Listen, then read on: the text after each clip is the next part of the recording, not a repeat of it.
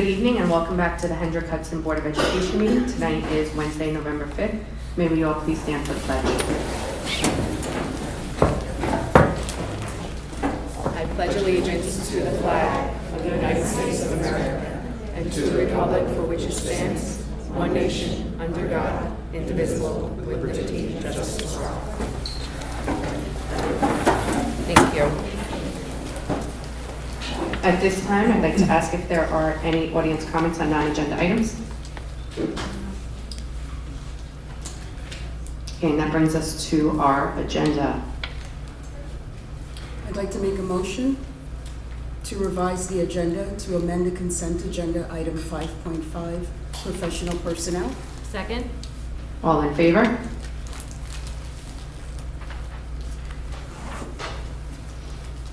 Okay, and that moves us along to our BV recognition. Thank you, President Silverman. We are so happy to be here at Buchanan Verplank. Walked into the building, was very impressed with how the custodial staff and Dr. Kramer and her staff had everything so nice to welcome us. And then I remembered that's how it looks all the time here at BV. So we're very happy to be here this evening. And I would like to ask our host, Dr. Cynthia Kramer, principal of Buchanan Verplank Elementary School, to come to the podium and lead us in the most important part of, one of the most important parts of tonight's meeting. Thank you, Mr. Trombley, and good evening, everyone. Thank you for coming. I especially want to thank our student friends who are here. We have Austin, Derek, and Michael. We're very excited you guys are here. You're going to help us out tonight. But first, I want to introduce our teachers who are going to present. We have two first grade teachers, Mrs. Strang and Mrs. Anderson, and Ms. Sickles, who is one of our ENL teachers.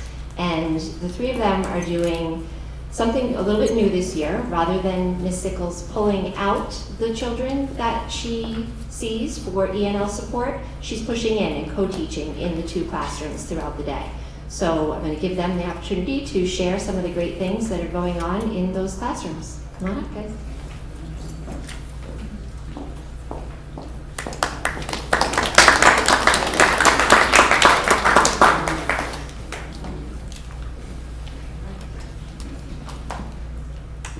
Thank you everyone for having us today. Thank you Dr. Kramer and Ms. Collins for the opportunity to present to the community and the board all the great things that have been happening in our classrooms.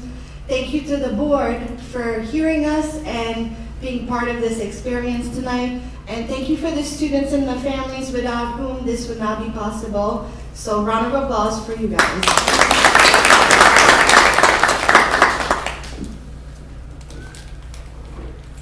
So we have some pictures up, so just listen as we kind of tell our story of what we're doing this year.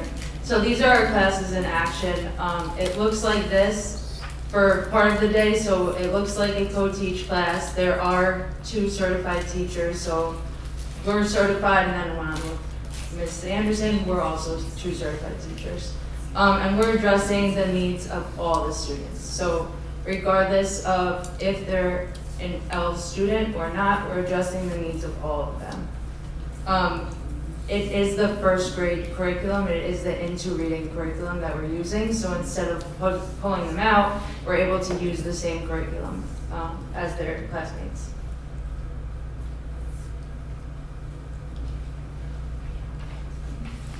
So the first slide was showing us in action as a whole group. This is us in action with a small group. So throughout the day, there's times where we meet with all children, and the small group work is tailored to the needs of all our students.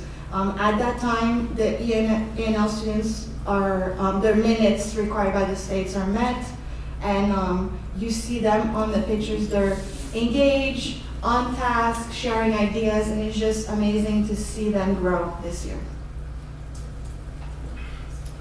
So a big part of Into Reading is the vocabulary piece, and with the ENL teacher, Ms. Sickles, and the general ed teachers ourselves, we're exposing them and or expanding their vocabulary. All students are engaged and challenged, as you see in these pictures. And we have a couple of videos to share with you too on some of those vocabulary activities we do with them.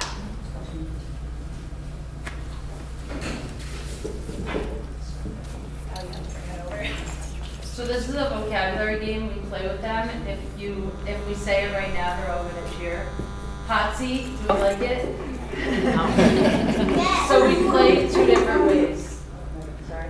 We play two different ways. So so it's a vocabulary game. There's a card either behind them, they're sitting in front of the board and they can't see it.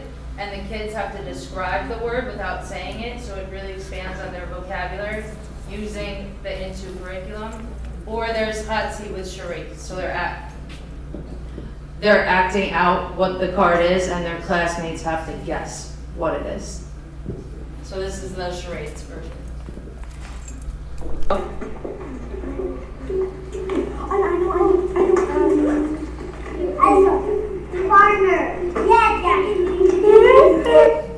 If they get it right, they all say ding, ding, ding, ding, ding. And then this is where they're describing the vocabulary. And we encourage them to use hand gestures also. So you'll see that in this one too. One.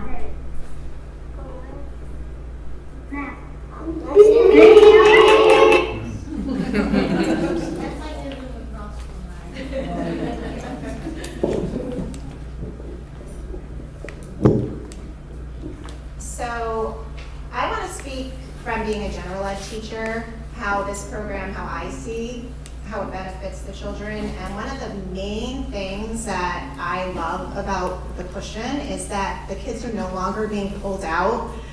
And the same curriculum I'm doing with the children that aren't being pulled out is now being done all together. It's much more seamless. It's such a disruption having kids pulled out of our classroom while we're trying to teach instruction. Then they come back in, we have to redo everything we just did with the other group. So this is my favorite part of this pilot and working with these people. It's just awesome. And to add to that, Mrs. Anderson, is that when we're all together in a classroom, all students have the same opportunity, but also they work together, they collaborate, they build on each other's learning and knowledge. They have conversation that when you're being pulled down in a small group, you may not have. Because as you know, in a classroom, there's different skills, different types of learners. So when we're, as a whole group or partner work, doing the same thing, you have these conversations and that collaboration that you wouldn't have when there's a push out. Yeah, so there's a lot of natural learning going on. So there's natural fluent English that they're hearing, both academically, but also we say like BICS, it's playground language. So they're able to hear both and they mesh way better hearing it instead of talking to each other and feeling like they can only speak to each other in Spanish. They're learning and playing with friends of all different kinds, and it's really been great. And I want to say just one last thing about that is that there's still small groups going on in the classroom, but it's going on in the classroom. They're not being pulled out. So they are still meeting with the E&L teacher in a small group and having their minutes and everything they need to be getting. But it's when the other kids are also in small groups. It's not in the middle of our instruction, which, how you know with scheduling, it can be really hard to schedule that it's all done within small group time.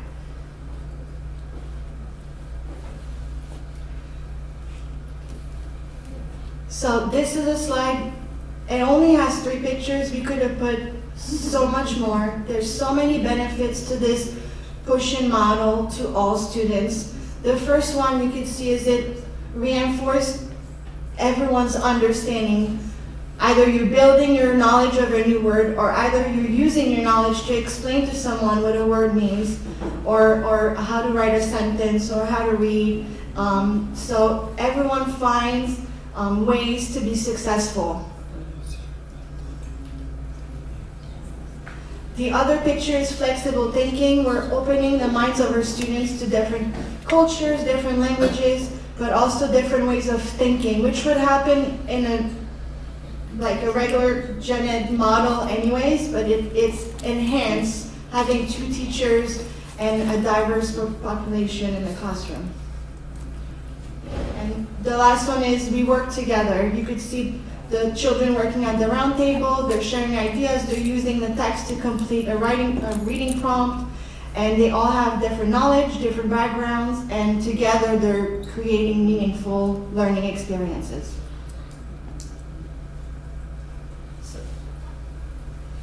So these are just some of the pictures that we've taken so far this year. And our two classes have worked a lot together, which is really nice also, so they're making friends in both classes. Then we just did a little activity a few days ago, and it was what makes our class special. So we read a book about collaboration and how different people can have different skills, and they are all different. So we asked them what makes our class special, and these were some responses. Yeah, we wanted you to hear from the students themselves.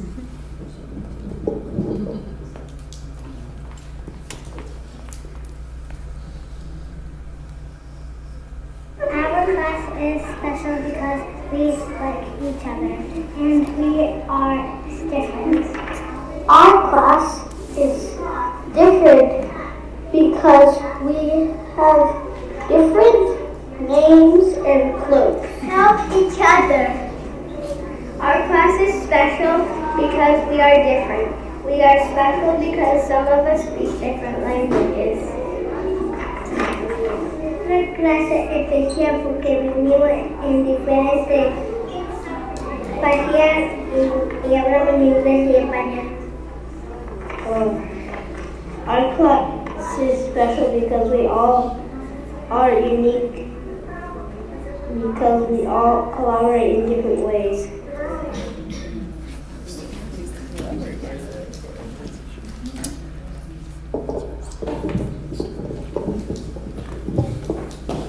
So in a lump sum, this is what's happening in our classroom. Only positive things, only great experiences, and friendship building, learning, hands-on activities.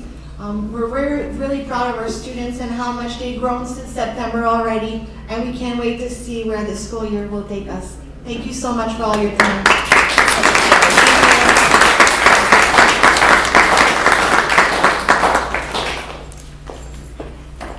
As Dr. Kramer comes up to the podium for our next portion, I just want to thank the teachers for sharing a little look behind the scenes into a very special classroom that's doing some fantastic work. And now we'll turn it back over to Dr. Kramer for the next portion of this evening's recognition.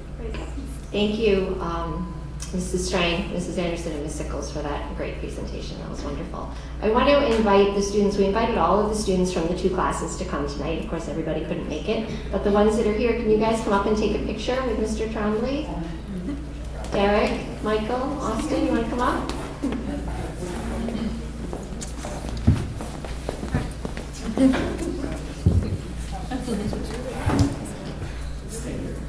And while you're coming up, we have certificates for you and your friends.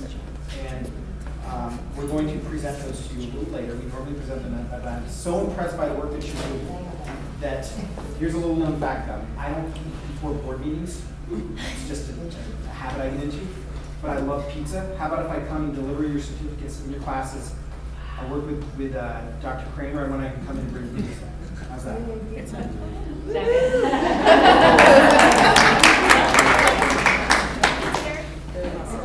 If you don't like pizza, we'll find something else.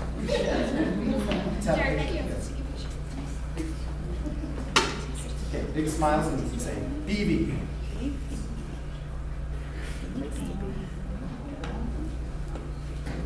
Can we take one with the teachers too? Yes. Yes. And the teachers in there. Come on, go back, guys, right? Get the teachers in there. And the teachers can come for the pizza too. I'll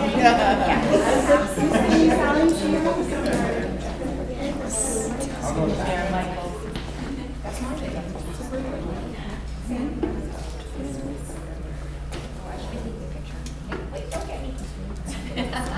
Austin, smile.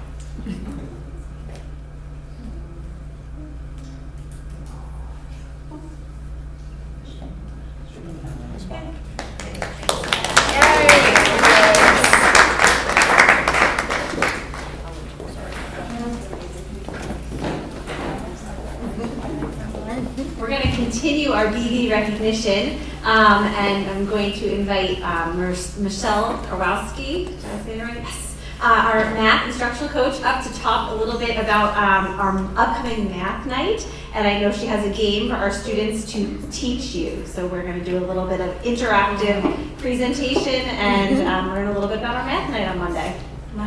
This is why you guys are getting pizza, because we're doing double the work. Yes. So hi everyone, I'm here to showcase a game called Number Hive. It is a hit with the children right now. And this game is really versatile. You see on the screen over there are many different types of boards. So right now you are going to see them play an addition game, but this also spans K-12. So there's a multiplication board, there's division, decimals, algebra. And something else that's really great about this game is it promotes collaboration with our students and communication.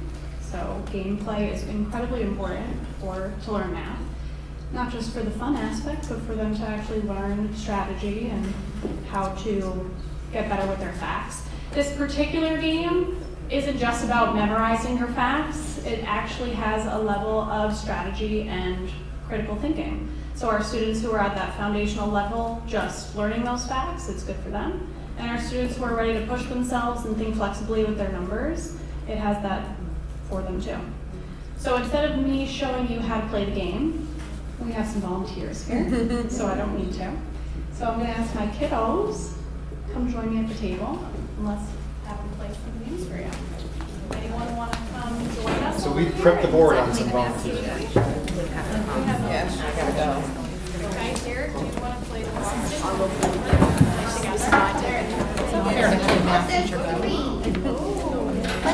One more volunteer. Somebody else, come on, Allison. Here, Derek, move over. I'm gonna play against you. You wanna come sit with me? Can you play with me? Do I need to play against Chloe? Yeah. Oh, we played this morning. Everyone has to play. Yeah, someone has to teach us how to play.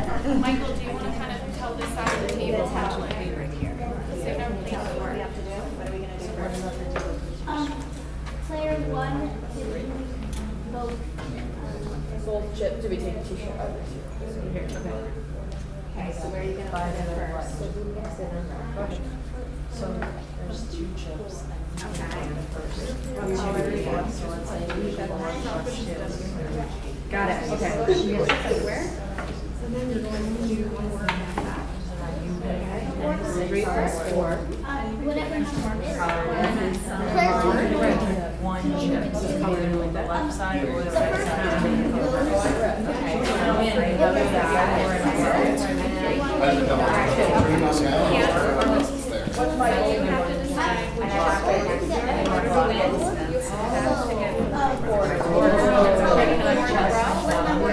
one. Okay.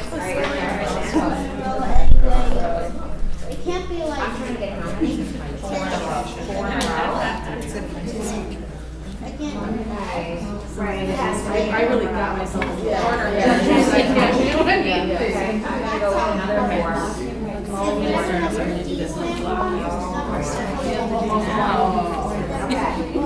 And I can only do one chip, right? I can only do one chip to try to lock it. So if I move mine. Look at you, I want to. Okay, so I don't know, because I don't have any, I can't get to it because, oh wait, maybe I can, maybe I can. Is that 4? I don't know what it's like here. Yes, because I have to get 5 in front. Yeah, so if she got this one, she's 4, that doesn't count. Would that count? He's like, no color. Okay, so like, if she wanted to take that, I'd have to get that one too, right? Okay, all right. I see. You're strategizing here. You're moving So you have 2. I can do 11. She's going to draw 6. Yeah. Okay, so what do you have? There's no 0. Smart. Alright, okay, so now I graduate in 3 months. So, you better call it. I don't have my Okay, so you're going to win. That's not fair. I want you to How win. about Your turn. 11? this is hard. This you can't win, because then I have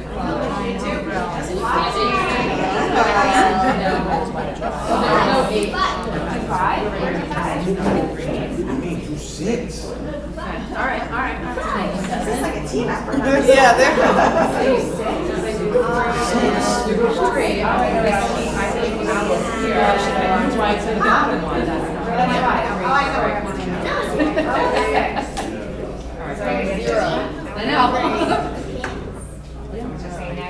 I think I see what you do again. Take your last turns. Take your last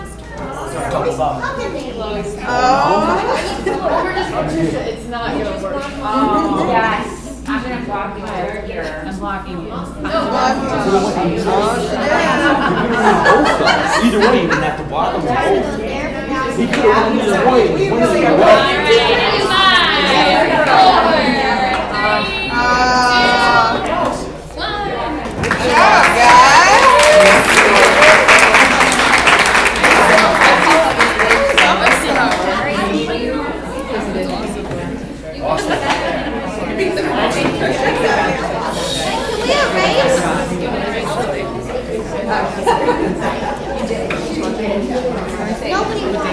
Nobody won.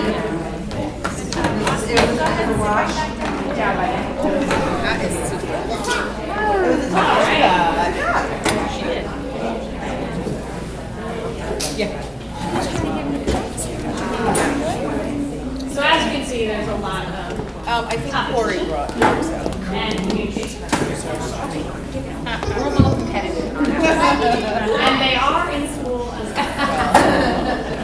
well. We can go ahead to the next slide, actually. We have put a sample of this game actually on our website, so if you follow those instructions, it's on our district website. Last year, Miss Cavalleri's class actually had 2 students who made a video in both English and Spanish on the directions of the game. And there are printable boards for you to print at home, so you can play at home and be competitive at home. Continue the fun. Go ahead to the next slide, please. And last but not least, you're invited to K-5 Math Night.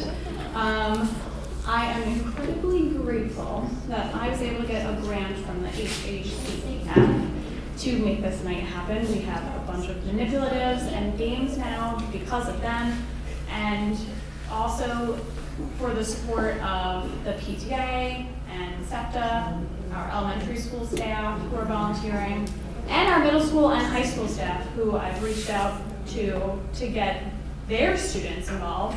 I'm gonna have high school and middle school kiddos running stations. So I'm just really grateful that I branched out, and it looks like a huge community turnout, and I'm just feeling really grateful that I have so much support. So I just wanted to let all of you know that our community is working together, and I want you all to come. Thank you.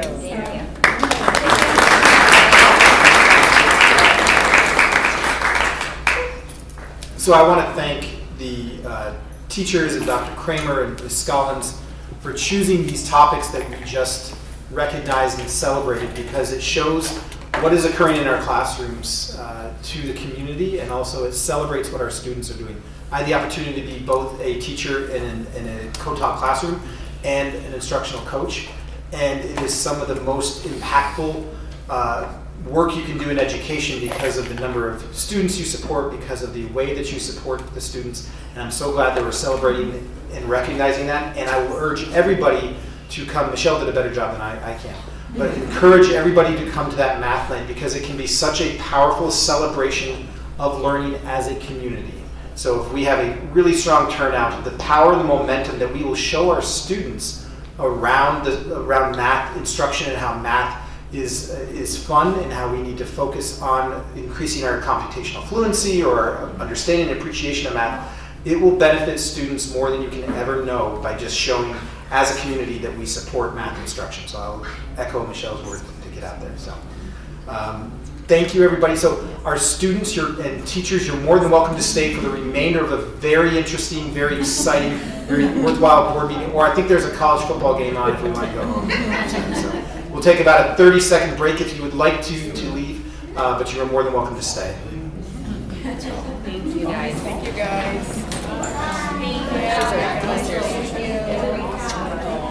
Excellent job. I love it. It's so cute. Or you can study too.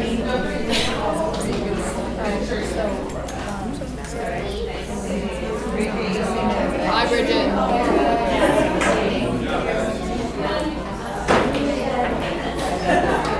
Huh? Today? I wanted to go, but we had our.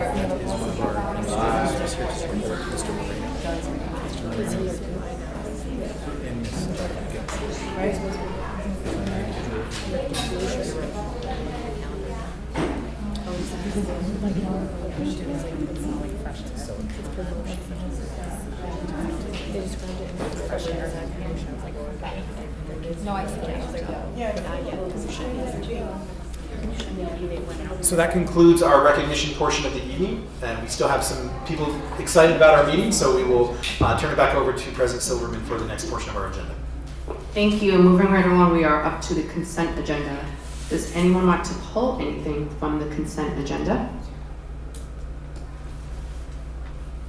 Okay, at this time, I'd like to ask for a motion to approve the consent agenda as stated. Motion? Second. All in favor? President Silverman, if I may. Yes, ma'am. So I want to take a moment to just recognize that the board has just taken action on two important leadership positions that will have appointments to positions that will have lasting impact on our students and our staff. So these appointments reflect our ongoing commitment to excellence in leadership and student-centered education. First this evening, the board appointed Mr. Christopher Moreno as our Assistant Superintendent for Pupil Personnel Services effective July 1, 2026.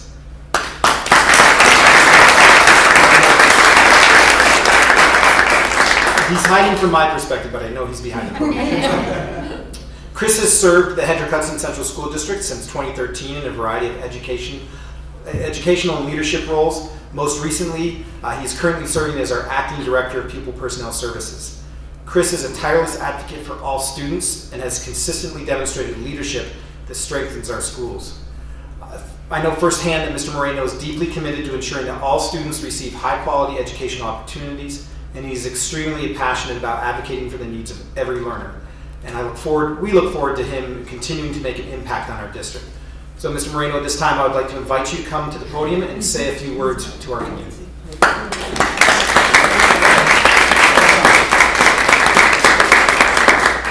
Thank you, Mr. Tremblay. So, those people who do know me, you know that I am deeply committed to collaboration and teamwork. And I believe that great things are never accomplished alone. Throughout my 13 years here at Hendrick-Hudson, I'm very proud to say that I've been fortunate to be part of many incredible teams, working with outstanding teachers, administrators, related service providers, and paraprofessionals. I'm honored to continue in that role, and a role that will allow me to support the exceptional work that they do each and every day on behalf of our students.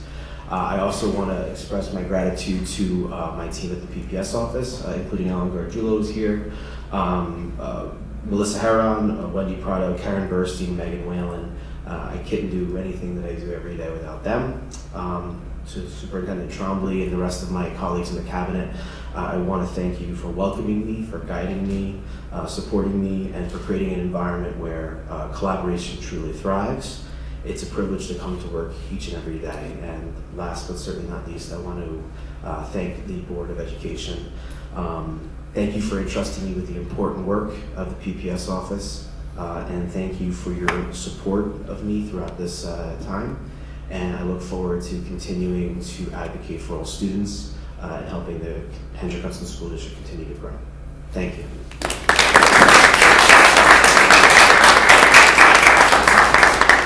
Thank you very much, Mr. Moreno. Additionally, in the consent agenda, the board appointed Ms. Anicia McGill as principal of Frank G. Lindsay Elementary School.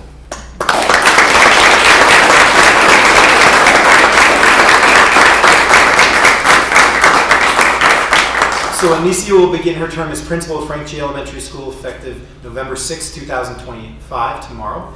Anicia brings more than 2 decades of experience in education, much of it within the Hendrick-Hudson Central School District. Anicia has a deep understanding of our students, our staff, and our community, and has consistently demonstrated the ability to lead by collaborating and fostering environments where every child is known and valued. I have great confidence in Ms. McGill's leadership skills and her ability to truly support the students and staff of Frank G. Lindsay Elementary School. Her transparency, collaboration, and shared commitment to student-centered excellence will help transform the school into a place where learning thrives and every voice matters. Anicia, welcome to Frank G. Lindsay Elementary School as the principal, and we invite you to share a few words with the community you're about to serve.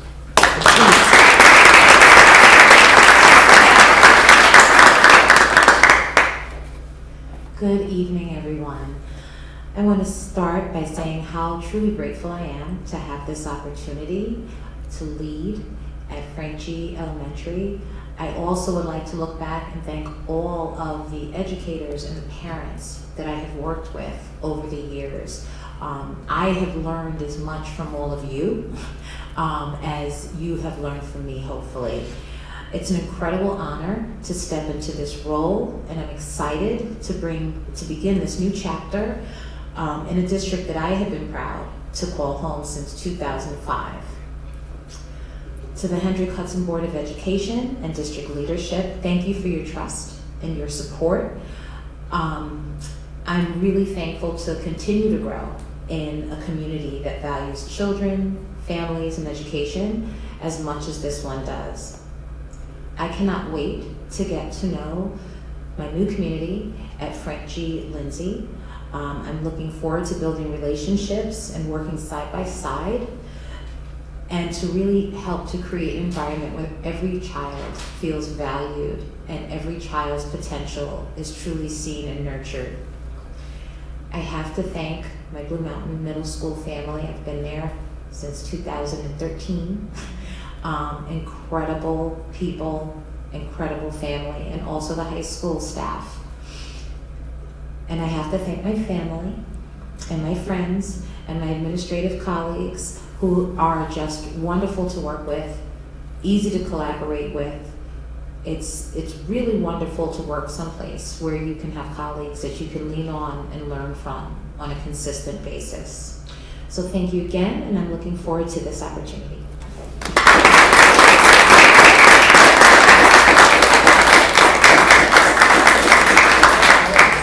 So thank you, Ms. McGill. I also want to take a moment to sincerely thank Chris and Anicia's families for sharing these exceptional leaders with our district. I know Anicia is joined by her husband Jim, her daughter Taylor, and her boyfriend, Taylor's boyfriend Samir. Very nice to meet you.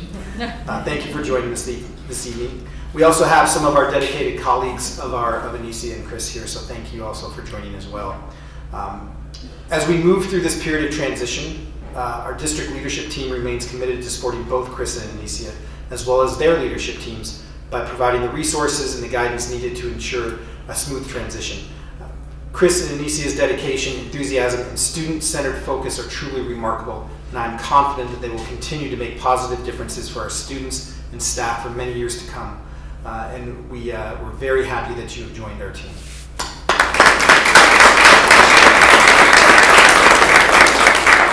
Madam President, I was going to ask for a point of privilege, and I would like to ask for a motion for a quick recess.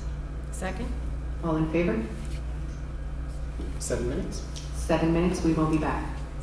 Thank you. The board is now returning from a brief recess, and we are now up to audience comments on agenda items. Do we have anyone here to speak on agenda items? All right, so we are up to our presentations, and tonight we have one on the annual assessment data overview. So I would ask that our Assistant Superintendent for Curriculum Instruction and Assessment, Ms. Lauren Scollins, come to the podium, who will take us through a presentation focused on several key data points related to student academic progress across the district. So, board, as you review this information, I'd ask to keep in mind that we're going to see year-to-year increases in achievement, quote-unquote, or decreases in student achievement, quote-unquote, and that those results represent only one data point in time. They don't always capture the many variables that impact our student learning or the complexity of the educational process. So please keep that in mind if you see something that you're really excited and positive about. It's okay to celebrate that, and if you see something that concerns you, it's okay to be concerned about that. know that the work, no matter what you see on the screen in terms of numbers, comes down to how do we support each individual student in their academic growth and progress. So that is the work that we do as educators. So our goal is to view these results through a programmatic lens as one measure of how effectively our instructional programs and systems are supporting that student growth. This is the important work that Ms. Scollins and her team and colleagues have been leading. So as we listen to tonight's presentation, I encourage us to think about trends over time and how they connect to programs, supports, and systems that we have in place or that we might look to put in place or improve. I'd also like to remind the board of the work that we began with Bradley Geist regarding multiple measures of success, as I know Ms. Scollins will touch upon, and the importance upon identifying and reporting on what we truly value as a district. So everybody is sick of hearing me speak. I'll now turn over to Ms. Scollins for her presentation, our presentation. There are a couple of things that I'm going to touch on tonight, and we are still awaiting finalized data from New York State. While we are able to use the data internally, they have not yet published the typical school report card, and our BOCES has not been able to do the comparisons that they typically do, where we get to see where our students perform against other students in Westchester and across the state. So I anticipate, and I'll touch on this later in the presentation, that we will come back together to revisit this topic in January as a mid-year review. We had also anticipated that our principals would be here this evening to talk about this data. However, because we are unable to really compare it and use it more widely, I'm going to ask the principals to come in January to be a part of that presentation. There is also so much data that we can talk about. So linked in this presentation is a Google form that if anyone in the community or the board wants to see specific questions or a point that you would like to hear discussed about our annual data, there is a Google form for anyone to fill out so that we can tailor our presentation in January to make sure that we are covering what's interesting. Because sometimes data is not all that interesting. So the first thing I'm going to talk about this evening is our accountability status. So we do every year for the Every Student Succeeds Act, do have updated identifiers for how we are ranked as a school, and those indicators this year are our academic performance, growth in our 3 through 8, 4 through 8 testing, English language learner proficiency targets, absenteeism, and then our high school graduation rate and the college and career civic readiness. You'll notice on the next slide that we are given indicators level 1 through 4 for all the students in these groups. And then based on the data, the state assigns or determines whether our school is local support and improvement, target support, or different targeted support for subgroups. So this has not been assigned. This is not something we have yet because we do not have this data official from the state yet. So as I mentioned before, there's a link on this slide where when that data is certified by New York State, that is public, and they do provide that snapshot on a school report card. So that link is active, and when this data is updated on the New York State School Report Card website, we'll send out a communication, and then again, the form, should anyone have some more concrete questions based on what they see there. Mr. Trombley mentioned Bradley Geist's presentation about data. So while the data that we have here is built from some of the data that we reviewed last year, as well as some points that I know were brought up in our presentation last year, there is so much more that we could present about, and there is no way to present it all in one meeting, which is why we have the form to target specific questions. We also don't take a look at this data in isolation. Very similar to what we're working on in MTSS this year, we are looking at the whole child and the experience that our children have, and making sure that we are gathering as much data as we need in order to make informed decisions.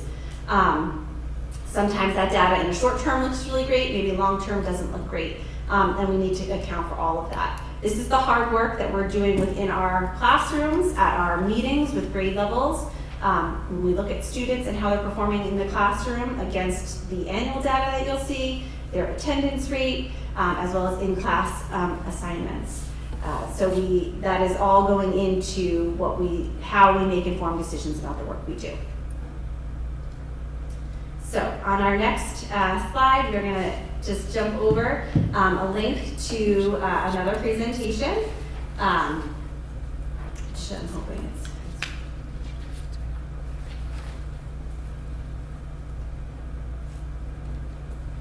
So this presentation shares our New York State ELA 3 through 8 testing, our math 3 through 8 testing, some of our benchmark, our New York State Regents exams, AP exams, and some of our Seal of Biliteracy and Seal of Civic Readiness data. When we look at our New York State proficiency levels, we have levels 1, level 2, level 3, and level 4. The student or the parent reports were uploaded into the backpack at the beginning of the school year, and communication did go out about that.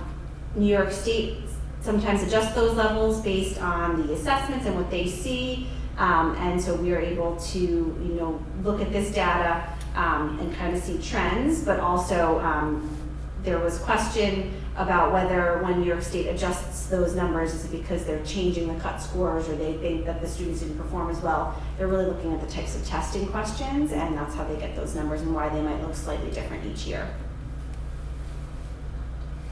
So the data that we have in front of us, again, you'll notice we have our 23, 24, and 25, level 3 or above, next slide, for grade 3 ELA.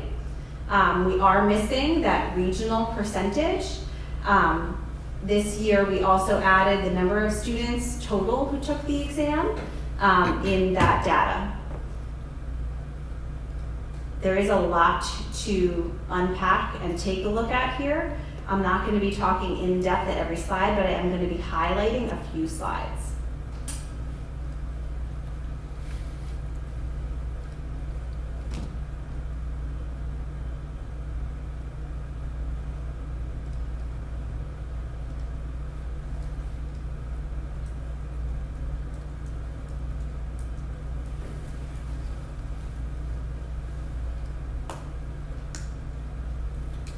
We're going to stop on slide 11, Greg.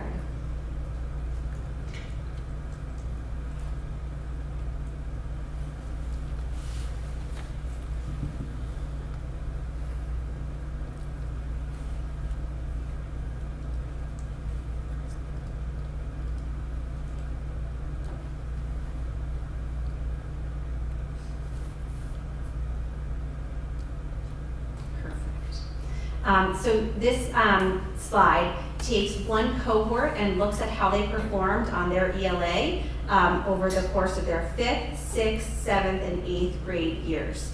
So just to really understand the trends that we're seeing, you can notice number of students who take the exam does tend to fall off by the 8th grade. The proficiency level, we're looking at 5th grade, and then a transition year, we see a dip, and then we see it growing back towards the end of their time in middle school. So that is the information that we would take and look at how can we strengthen transition for students. What does it look like when our students move from 5th grade to 6th grade? Is the curriculum different? Is the style of teaching different? What do we do to support our students? So that's where looking at cohort data can be really impactful.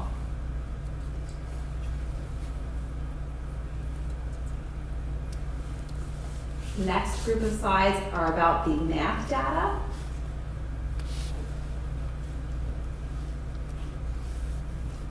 And we'll stop at slide 19.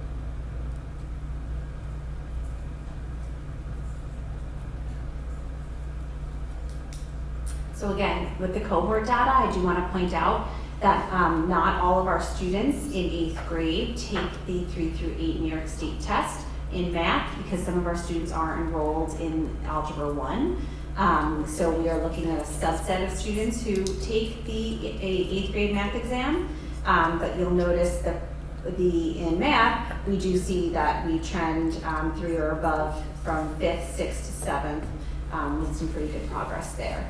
And then looking at the 8th number, we would again need to drill down a little bit deeper in our data to look at those specific students and where they were performing over that 5th, 6th, 7th, and 8th, because it does remove a large cohort of students. The next slide is our grade 5 science. There is also a grade 8 science that we, as a school district, do not participate in right now because we offer living environment for all of our students in 8th grade, and that's a high school course. The next group of slides is our refusal rate. So as a reminder, we do encourage that students sit for the exams. They do provide us with data and trends that help and do inform how we instruct, and it helps us assess what we're doing.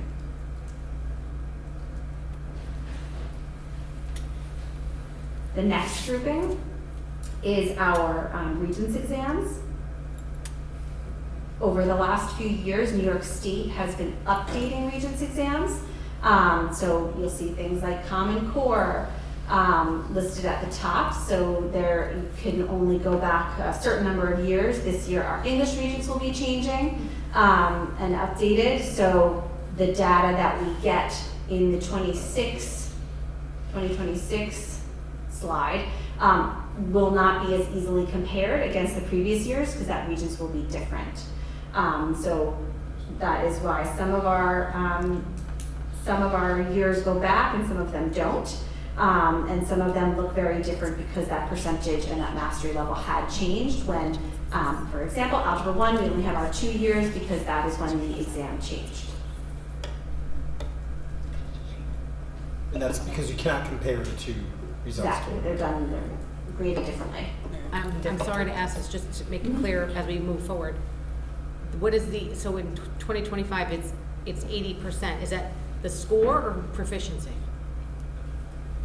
The 80%. I'm looking at Common Core ELA, just for reference. We have That's the number the of kids that passing took it, and so that's the passing rate. Passing rate, And then yes. the mastery rate's 41%. Yes. Okay, just wanted to clarify. Okay. 85.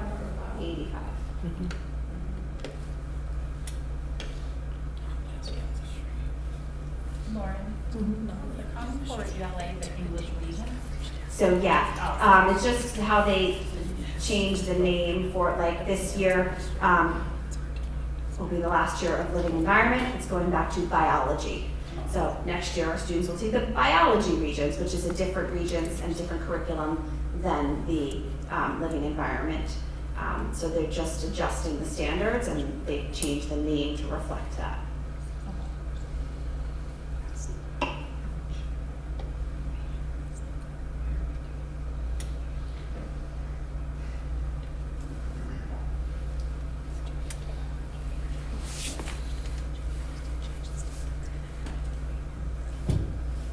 Just to point out also, Algebra 1 last school year, in 2024, you'll see we had 146 students take the exam, and then in 2025 it was 126. We did open a course, Algebra over 2 years. So some of the students who may have just been put into Algebra 1 in the 2024 school year or one previously, there is now a new course where they spread algebra over 2 years, which is why you see a lower number of students taking algebra last year, because it's a slower paced course based on some of the scores and the trends that we saw for Algebra 1. So now this year we have an Algebra 1A and an Algebra 1B running.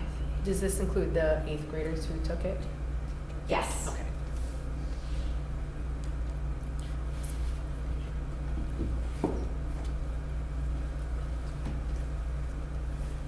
So if we continue on, our next group of results are our AP or Advanced Placement results.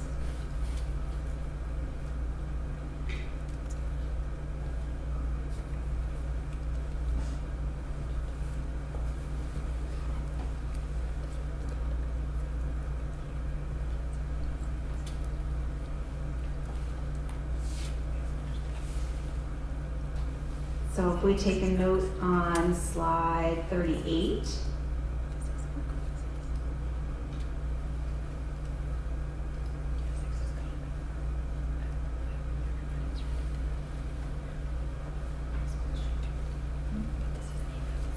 So we noticed on slide 38, in 2024, we had 58 students take the AP psychology exam.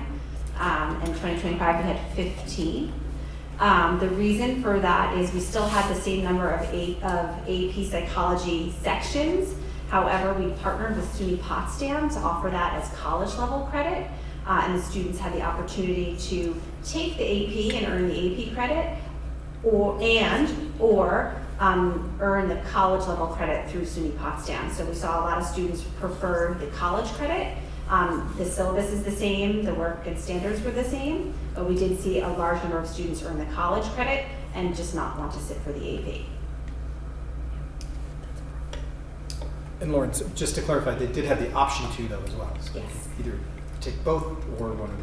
Mm-hmm.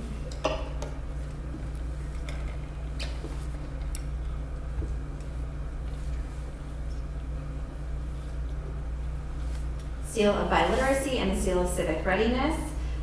This is something that we are excited and are looking and working with New York State as we continue to learn about their Inspires and how they are reimagining our graduation pathways, seeing more of our Seal of Civic Readiness program and Seal of Biliteracy, where our students really go above and beyond to show their civic readiness as well as their abilities in the multiple languages. This and then next year we'll also have a seal for the arts pathway, so students can graduate and earn a seal in their visual arts also as a +1 to the graduation pathway.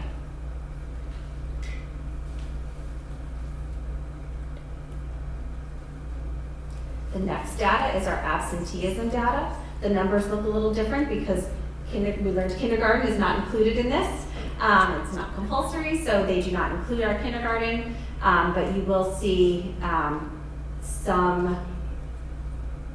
so you will not see that reflected in our BB or Furnace Woods numbers, but this is data that was added this year and is one of the measures that we do report on. And it is something that we do monitor pretty closely and have hopefully we'll be putting in some place to definitely lower those percentages because we do have a lot of students who are chronically absent.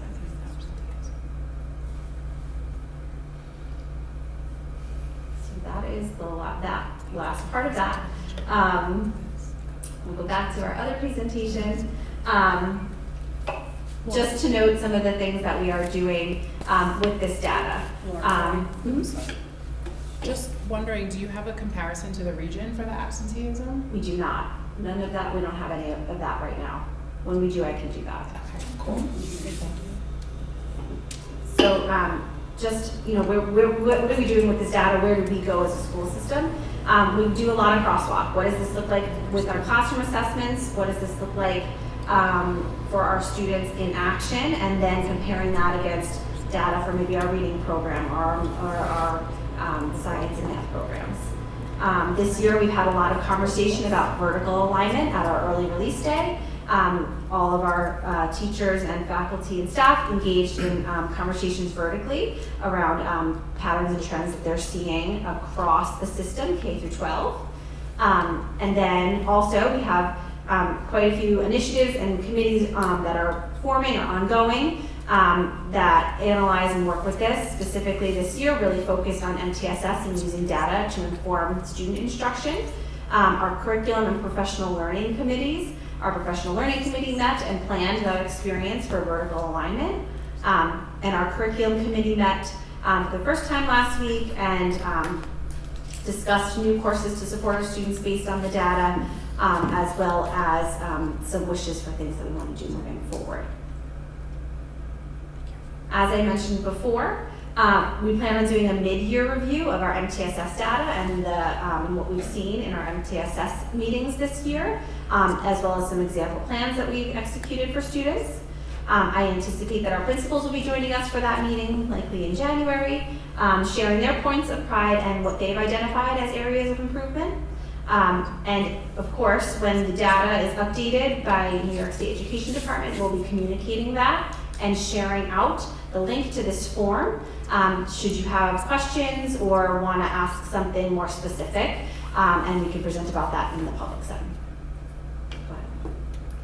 I was just wondering, are you gonna keep monitoring kids in cohorts, like the kids who are were in 3rd grade last year? Will you continue to monitor them through 8th grade and see how they're progressing? Absolutely. That's something that we added this year, and I think it's definitely, it's really important data, because I think sometimes when we just take a look at how are our 3rd graders performing just in 3rd grade year after year, we're talking about a very different group of kids, different experiences. And I think especially now with our inter-reading program, really looking at how our students are progressing, in that reading, into-reading, 1, 2, 3, 4, 5, and then beyond. So absolutely, that's something that we'll definitely keep on. I think there's certain grades that definitely need to be looked at and see how they're, tracking. Yeah. And then I just have another question, if that's okay.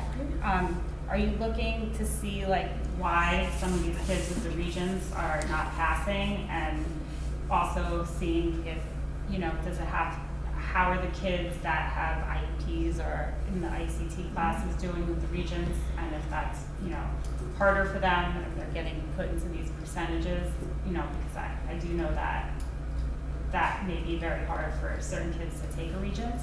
So how do you monitor that? Multiple forms of assessment, and that's why I think New York State is really looking at how are we assessing students, and is the regions the only way.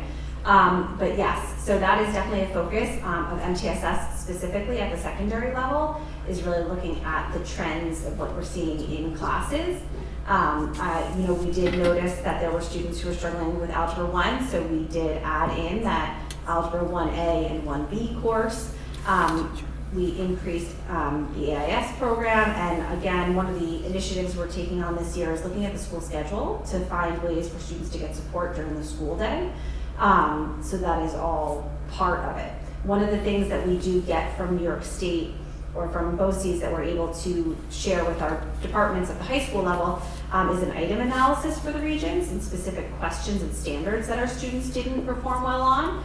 And I shared a data protocol with all of our instructional leaders of how to analyze that data, so that they can really say, okay, what lesson did I teach that was tied to this question that students didn't perform well on, and what can we do to revise that lesson or that unit? So that's part of it.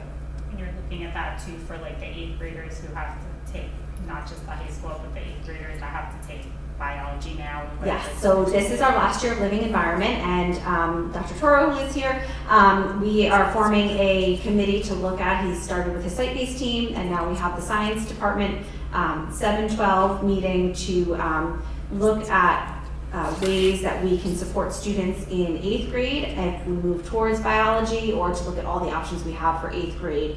And I anticipate presenting that proposal to the Board of Education in December. I have a quick, oh my gosh, I always do that. Too close. How deep does the data go on the absenteeism? Is it just binary, like absent, not absent, or present? Or do you have any causality about why those numbers are the way they are? So that is, we have to dig into that on our own. We just see the absent or not. That data is just absent or not. Do I know specific cases of other students or situations? Yes. At MTSS, that's something that we bring up often. What is their scores looking like and the number of absences. So it's kind of, you really drill in case by case.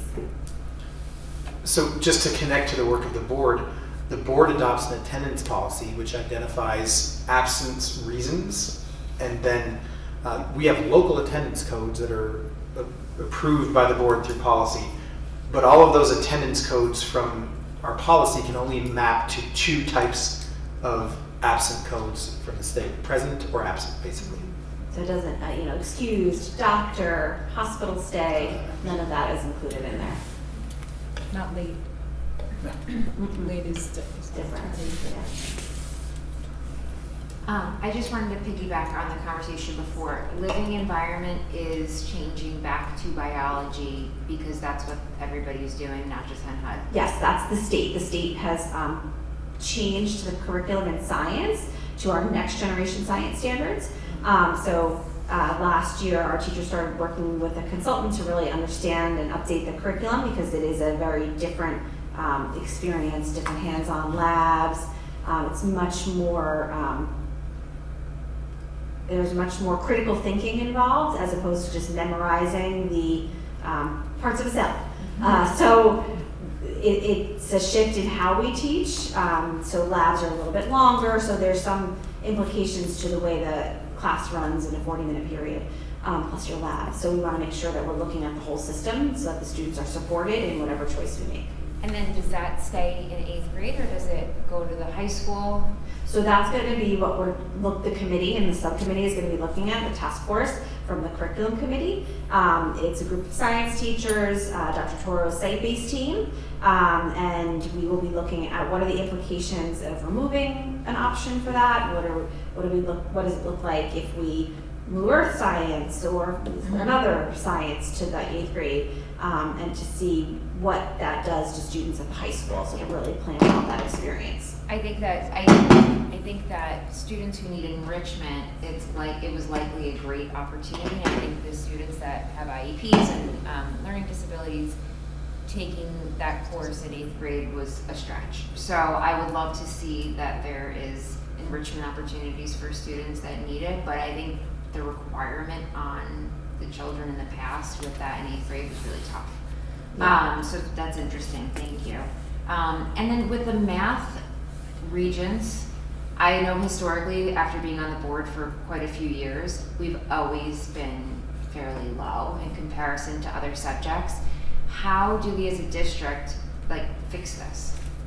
What is the, I'm not asking for specifics, just this is an ongoing life. So yeah. I think you saw tonight with our new math coach that is a focus, and something that we brought in to help strengthen math instruction. We this year are focusing, Michelle works wonderfully with our K-5 program. This year the middle school is engaging with a math consultant, Sharon Foreman, who worked with Michelle last year in creating a K-12 math committee. And this year she's really focused on 6th, 7th, and 8th grade and the experience of math and how we're teaching in 6th, 7th, and 8th grade. She'll be here next week. She met with our teachers a few weeks ago, and Dr. Toro reported back that the next day what they worked on in the style of lesson that she worked on with the group of math teachers was actually being implemented in one of the classes already. She'll be here next week, and our 6th grade teachers will be visiting 5th grade classrooms to really see what's going on there. And then 7th will go to 6th, and then eventually 8th will get down to 7th. So to really start to strengthen that practice. We're seeing a lot of success with the coaching model, Michelle, at K-5, and I think that having Sharon focus this year on 6, 7, 8, it'll be a great continuation to that. Yeah, okay, I'm sorry, I have more questions. So to tack on to what Lauren said before, not just following the cohort, another thing that will be really amazing to see is all of these great changes that you and the rest of your team are making with support of the board and new curriculum and all of that. It would be great to compare how are the students doing currently in ELA or English in the high school, and then when the inter-reading students come up, how neat to compare their skills versus this. The high school teachers, hopefully in the next couple of years, will see different students arriving to them. So I think that'll be really magical. And then the last thing that I wanted to call out was on attendance. When we report students absent, we have to give a reason. So is there a way that we take the data on attendance and kind of categorize it by reason so we can, as a district, kind of figure out why are students absent and how can we work to help improve it? I don't know if it's possible. It's just a thought, maybe down the road when we revisit all of these topics, because the high school attendance, that's horrible, 20%. So if we know why children aren't coming, maybe there's something that as a district we can do to help. Dig a little deeper. Yeah, I'm sure we could. Yes. Yay. If I can piggyback on that, actually, Dr. Toro was one of the people who asked for a monthly attendance report. Okay. So now we have a September, October report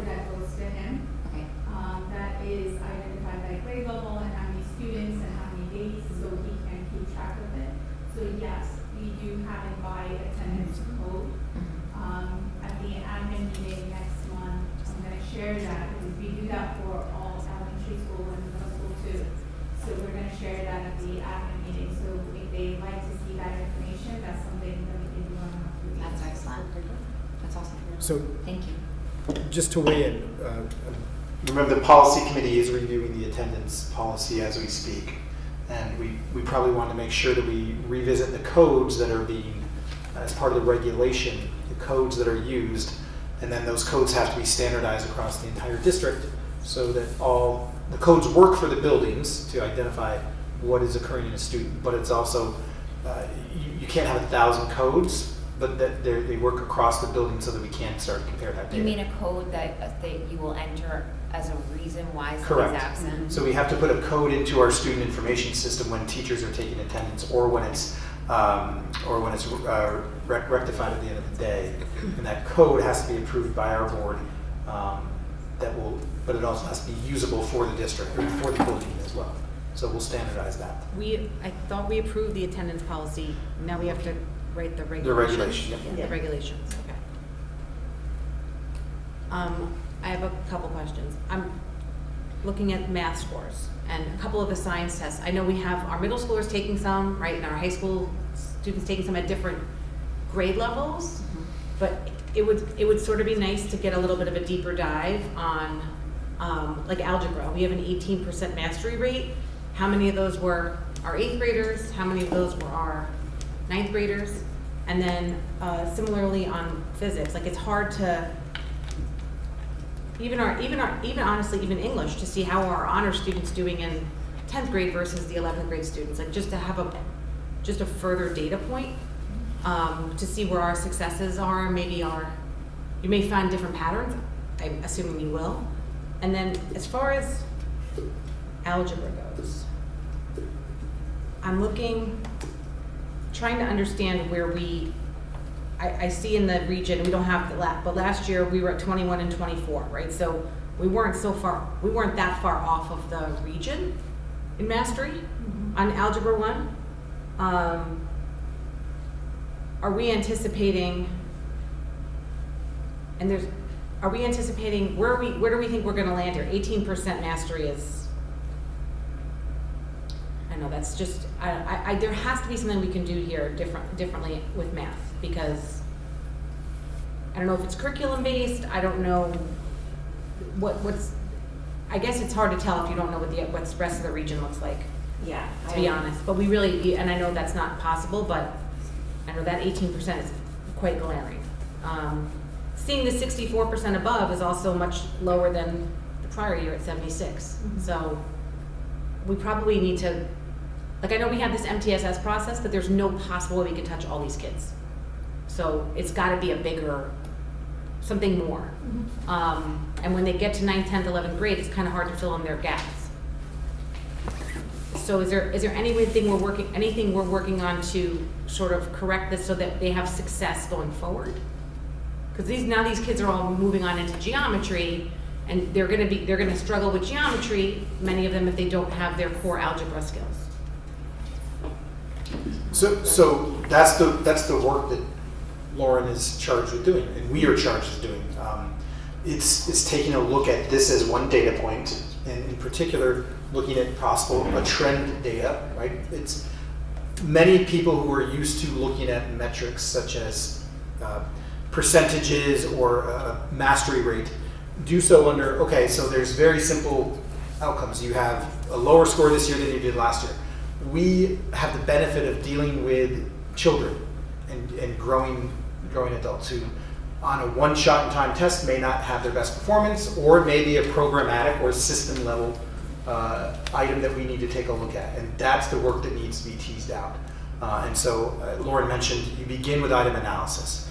You take a look at, and it's broken down, each of those items, the state identifies a performance indicator of a standard that all students are expected to know and be able to demonstrate their understanding. So the state puts every item aligned to a performance indicator, and then our job is to tease out, okay, what in our instructional, we had 60% of the students who took the exam missed that item. Let's take a look at what we do in terms of our instructional approach to that. Is there any teacher who had particular success? Not to call them out from a value standpoint, but to say, well, what did you do? Those are the conversations. Data is meant to cause a conversation to inform instruction. So that's the type of work that Lauren will continue to do. And we're talking about the math at K-5, and now we're looking at 6-8.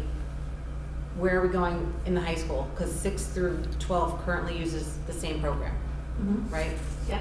So the eMath instruction is the resource that they use.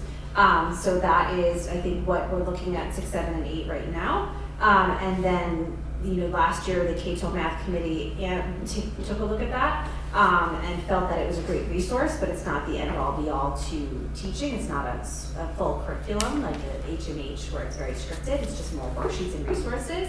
So now it's about strengthening the practices that we're using around that.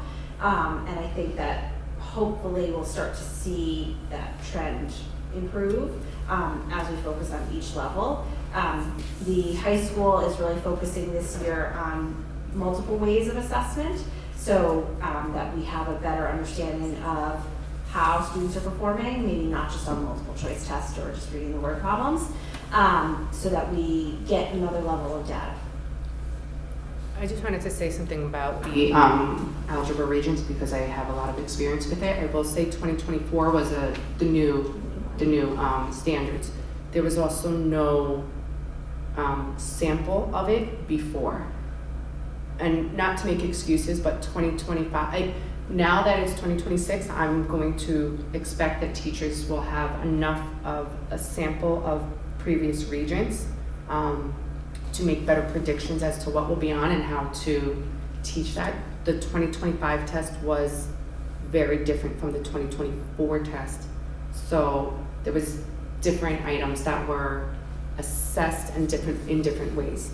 Not to make excuses, but that could be one of the reasons behind some of the data that I'm sure you guys can look into. I wanted to request something. I know you were saying you were going to look at data as a cohort, like how, let's say 3rd grade, how they move all the way up and comparing. Can we do that, but simultaneously still look at 3rd to 3rd the following year?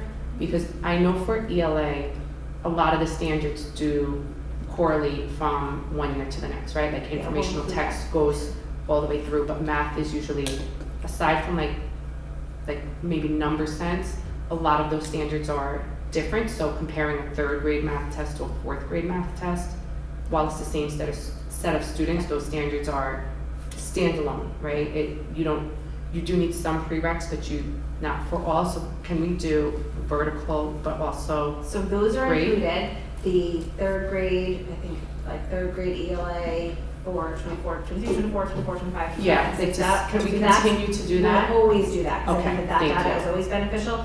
This year we added Okay, cohort thank you. data just to start to see some trends in groups. Thank you.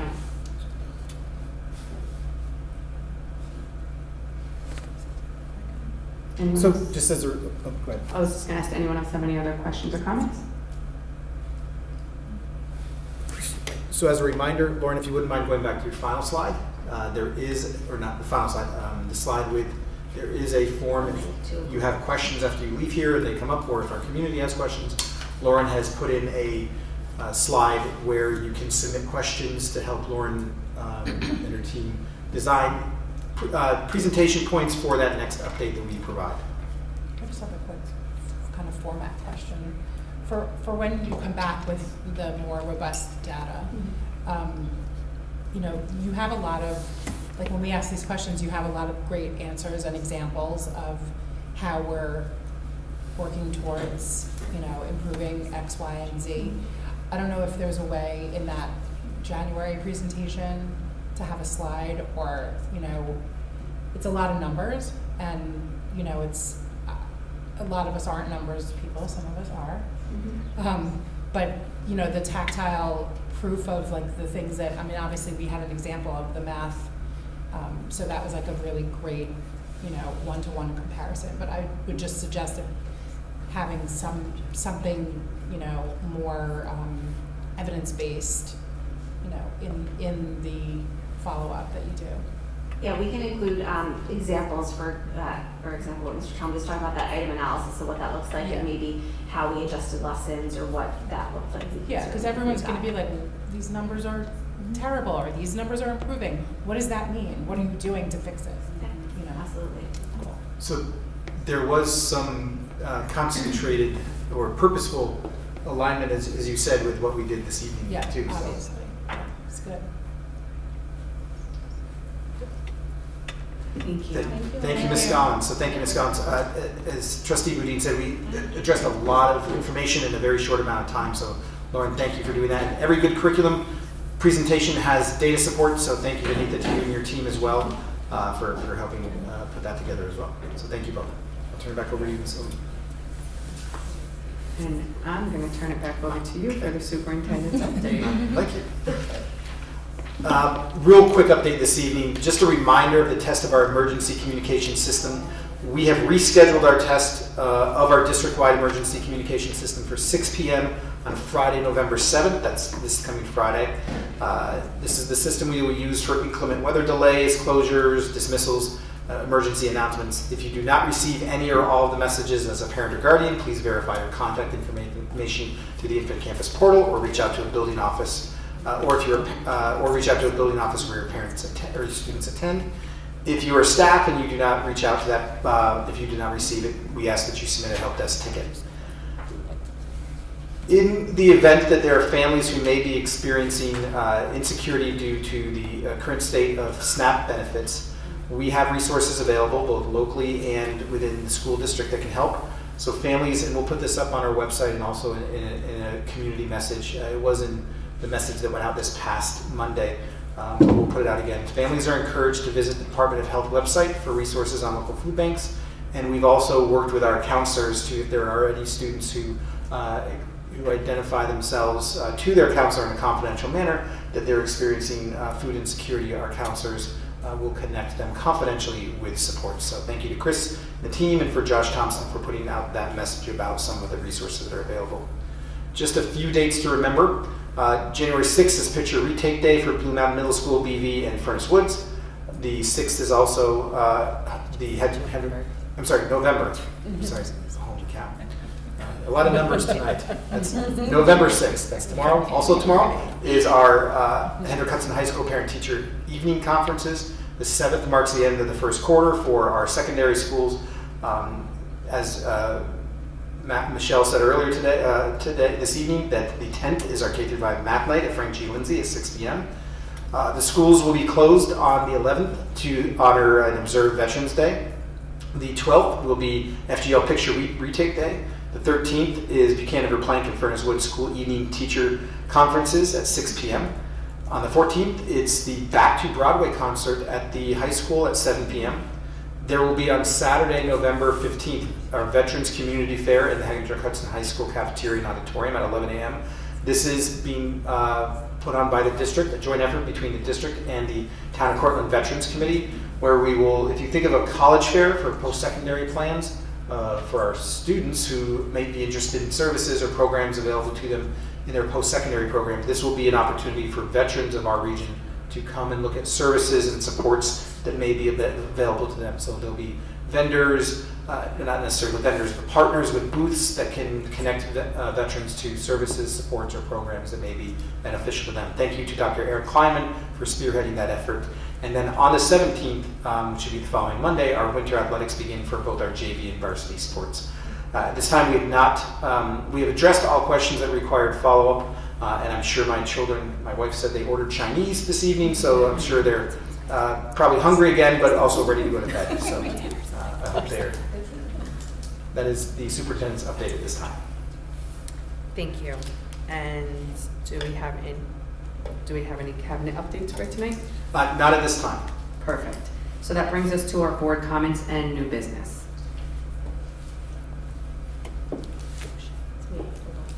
I would like to make motion to discuss policy 5181, closed campus. Second. All in favor?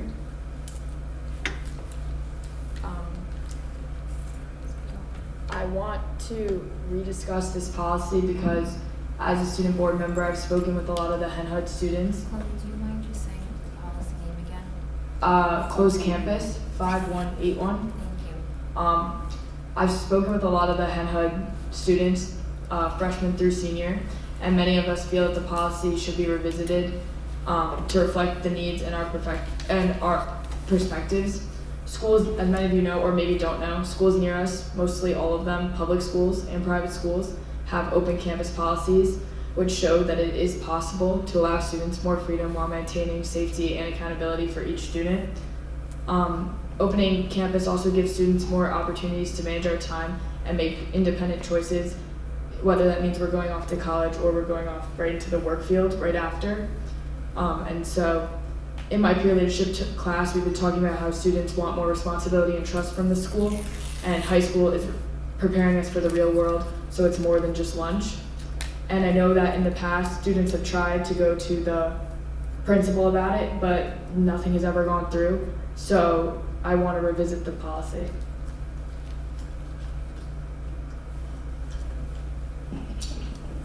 All right, thank you, Chloe, for bringing this to us, and I wish I knew the policy number to reference for this, but no, not this policy, the policy that we updated about bringing policy to the board for review. So this is the exact process for that, so thank you for this. I think what would happen next, we can, if the board wants, and Amelia, myself, and Allison that are on the policy committee, probably the best thing to do for this is to invite you to our next policy committee meeting and discuss it at the policy level, and then we can bring it back to the board to discuss. But this is policy 2410. Yeah, that's where this is. We'll look at the calendar for when we're meeting, what we have upcoming, and when we will discuss this, and invite you to that meeting when we will be able to revisit this. Thank you. So Chloe, thank you for bringing this up. And just to clarify, I know that our principals are very concerned and want to know what's going on from our student population, so they have a number of opportunities for students to partake. Just to help spread the word to your colleagues, there are some things that our principals' hands are literally, not literally tied on, but they're tied on because, so this is a board policy which a principal cannot change. Yes. And you are doing the exact right thing of how to look to change it. To change that. So thank you for doing that. So what we will do as an administration is, in preparation for that policy committee discussion, we will prepare for the policy committee. We'll look at regional data on which specific schools have policies that allow for it and do not, and we'll look at those policies.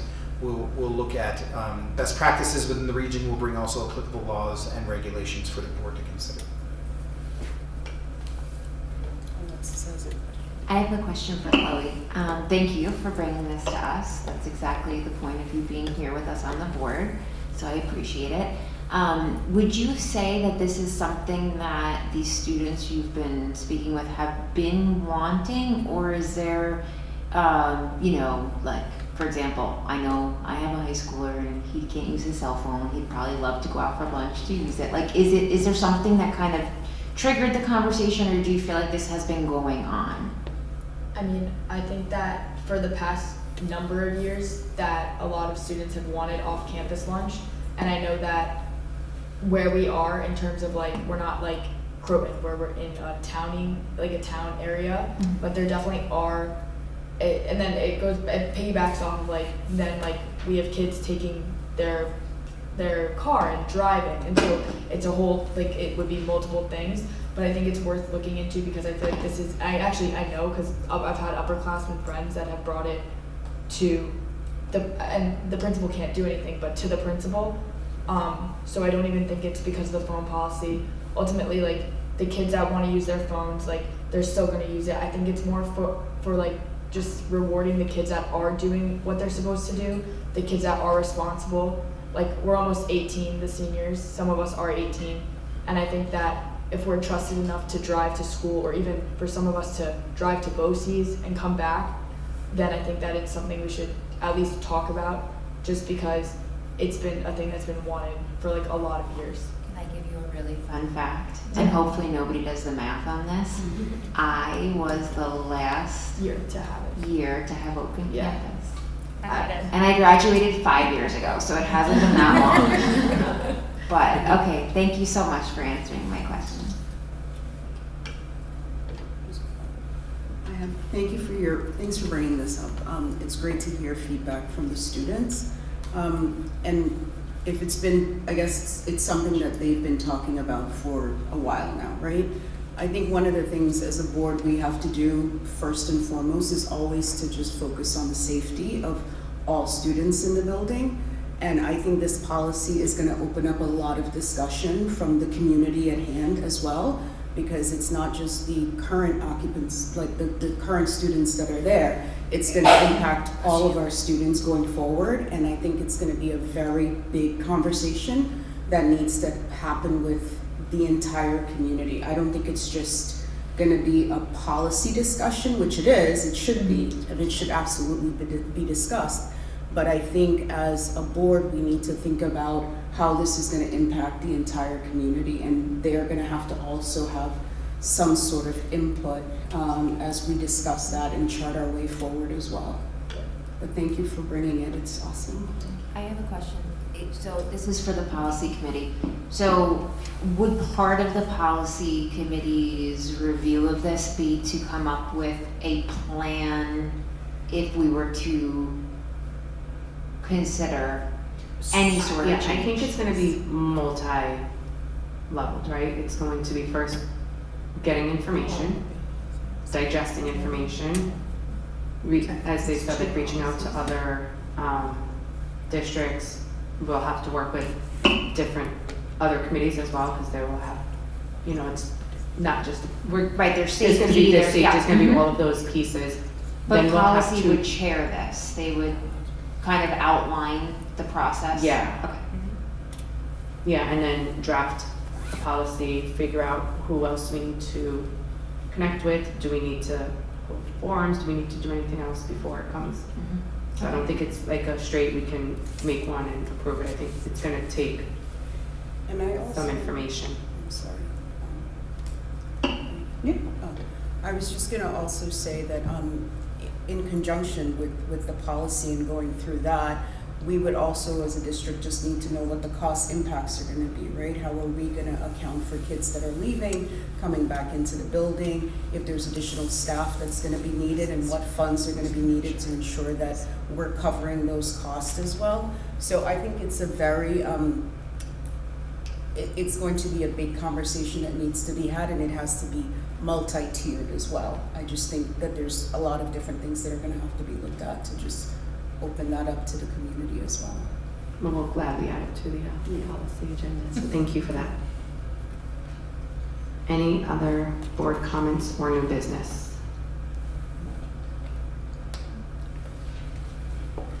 Committee reports.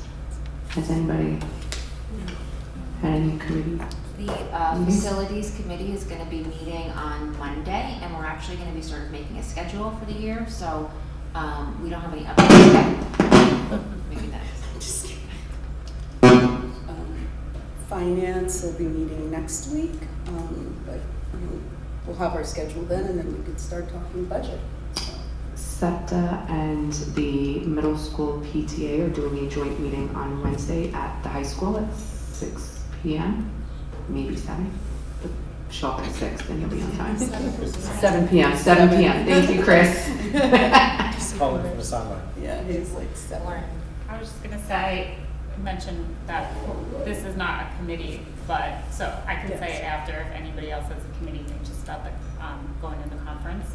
The HHE PTA general meeting is November 17th at 7 p.m.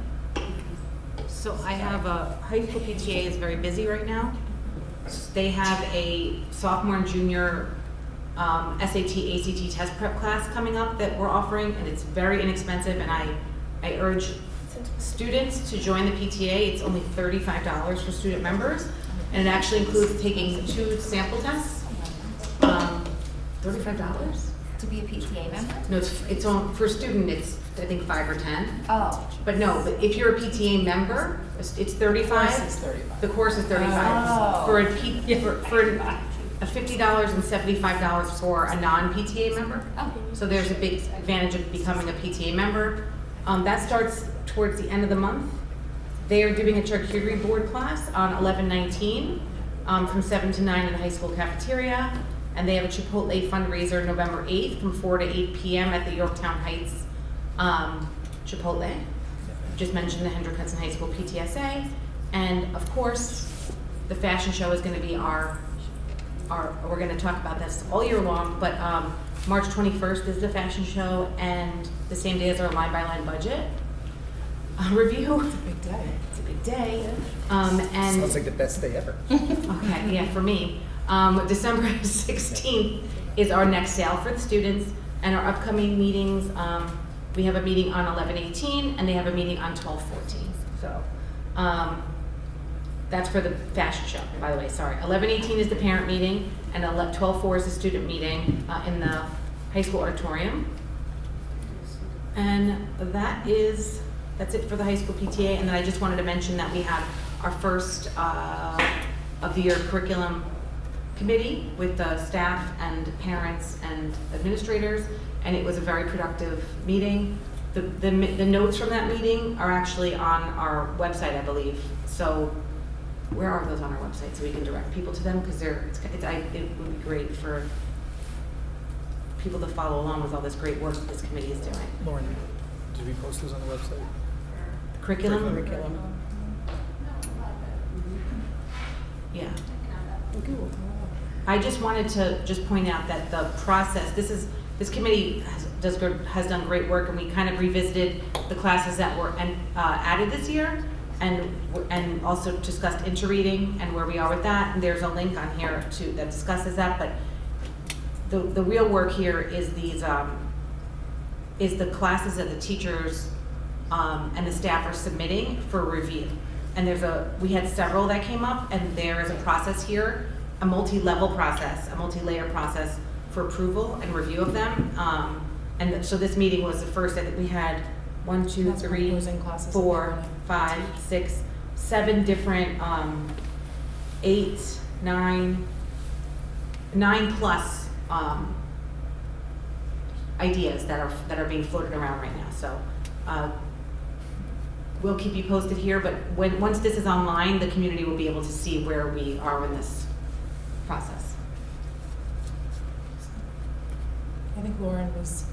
Oh, I was just gonna say that Corey and I attended the NYSBO conference. She went in person one day, and she did remote one day, and I did virtual 2 days or 3 days. It was 3 days. It was 3 days total. 3 days. 3 days remote for me, 1 day in person, 2 days remote for you, right? But it was good, and we found out that we're basically doing everything that they talked about, so that was good. Yeah. Yeah, no, I'm putting together a short presentation for next time. I just got very busy with work, but I sent you guys an email with the, and I think Lauren agrees with me, the keynote speech at the end of the 3 days was by CBS News traveling reporter Steve Hartman. I don't know if anyone has ever seen him or knows. He's sort of founded this thing called Kindness 101, but his whole theme of all his reporting is going into small towns and profiling people all over the country that have been recognized for some sort of small or big act of kindness that has affected like the people around them. And he brought someone with him that was a doctor that like sees every patient in his town and doesn't take money, and now the doctor is sick and everyone in the town is doing stuff for him. So I just thought it was a really, like, it was a lot of time of, watching talking heads, teach us things about really interesting things that we need to know about budget and about how our students are embracing AI and what tools they're being taught and how we're best engaging our communities. But then it ended with this really well done, like beautiful sort of exclamation point on kindness. And I think it was very important in today's world that we're living in, to sort of tie the bow on it with that. So I encourage anybody to look up Steve Hartman because it was really uplifting to, Lauren and I were tearing up. Thanks for attending. Thank you for attending. And I brought you guys back. Thanks for it. So we got I say thank you for the swag. Yeah. Of course. Any other committee or board updates? Brings us to the end of our meeting. Can I ask for a motion to adjourn the motion to meeting? adjourn the meeting? Second. All in favor? Thank you. Have a wonderful night.